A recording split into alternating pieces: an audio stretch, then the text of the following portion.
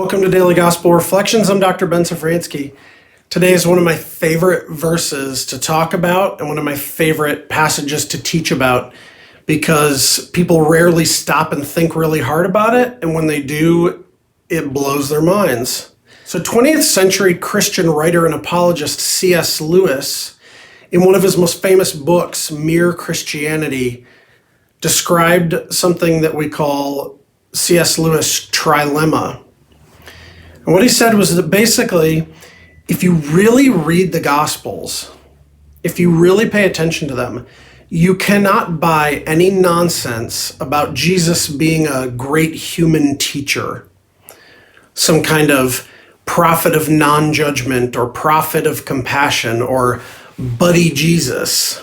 And that's what a lot of our world tries to say about Jesus, right? That he didn't mean to found a religion, that he didn't make any great supernatural claims, that he was really just trying to teach everybody to be nice to each other. What Lewis said was, you can denounce Jesus as a fool, you can spit on him as a devil, or you can worship him as God, and that he does not give us any other choice.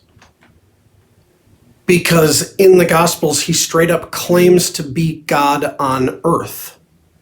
And today's passage is the most direct example of that.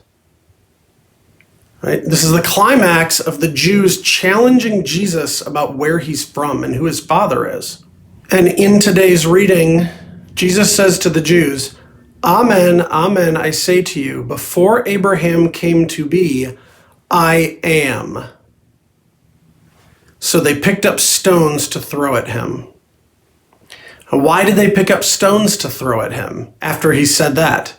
Well, it's pretty simple, because Jesus applied the name of God to himself, a name that no Jew could possibly use for themselves. The name I am in English, which is a translation of the Hebrew Yahweh, is the name of God given to Moses in Exodus. When Moses asks God for his name, God says, I am.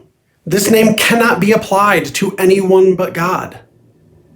So it is absolutely clear that Jesus here is saying that he is the God of the Old Testament. Why would we ignore this? Why would we let this fall by the wayside? Well, I think there are a lot of reasons. The one I want to focus on is because I think it allows us to kind of pick and choose from Jesus's teachings like we're at a buffet, right? With any normal human teacher, you may think they're great and wise, but if they have an idea that you don't subscribe to, that you're not convinced by, you can just leave it there because they're a normal human teacher. So if we're at the Jesus buffet, we might take a little bit of judge not, but we might leave the eat my flesh and drink my blood on the buffet because that sounds kind of weird. We might take Jesus's teachings about giving to the poor, but we might leave Jesus saying that he founded a church on Peter. But if we believe that Jesus is the same God who made us, then we can't deny that anything he said is what is best for us and is the way we have to live. So my challenge for you today is to reflect a little bit on whether Jesus is the God of your life. Think about his claim in this gospel, that he is the God of the Exodus and is the God of Israel. And ask, do I leave aside anything that Jesus has said? Do I leave aside any of his commands, either intentionally because I don't like them, or just unintentionally out of a kind of benign neglect? I think this is an important thing for us to ask ourselves as we come towards the fulfillment of the Paschal mystery in the events of the Easter weekend.